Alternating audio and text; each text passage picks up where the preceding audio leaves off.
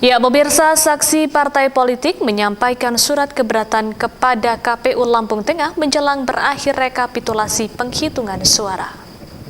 Sama seperti kemarin ketika kejadian di TPS ada kekeliruan. Protes disampaikan saksi Partai Nasdem saat pleno KPU akan ditutup. Saksi menduga kecurangan terjadi di sejumlah TPS Kampung Gunung Agung, Kecamatan Terusan Nunyai. Saksi menemukan kejanggalan hasil rekapitulasi. Saksi Partai Nasdem Miswan Rodi menduga ada perbuatan melawan hukum yang terjadi di TPS Kampung Gunung Agung. Kasus tersebut telah dilaporkan, saat ini sedang ditangani Bawaslu. Saksi juga melaporkan kasus ini ke DKPP, khususnya terkait penyelenggaraan pemilu di Lampung Tengah.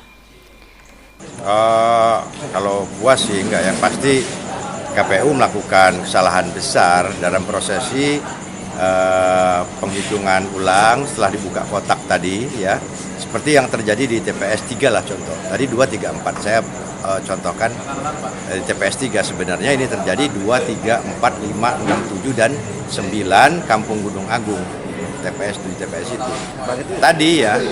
Tadi pada pertukaran kartu suara antara Dapil 5 dan Dapil 4. Tadi begitu saya contoh aja di Partai Golkar tuh, caleg kabupaten dengan nomor urut 4, ya. Ada satu kesepakatan, bila ada satu maka dia akan dikembalikan ke suara partai. Ketua KPU Lampung Tengah Irawan Indrajaya menyatakan laporan yang disampaikan saksi merupakan hak setiap orang. KPU siap memberi klarifikasi terkait laporan yang terjadi di TPS Kampung Gunung Agung. Ada persoalan-persoalan yang menyangkut dengan persoalan di TPS di Kampung Gunung Agung, kalau nggak salah ya, Kampung Gunung Agung.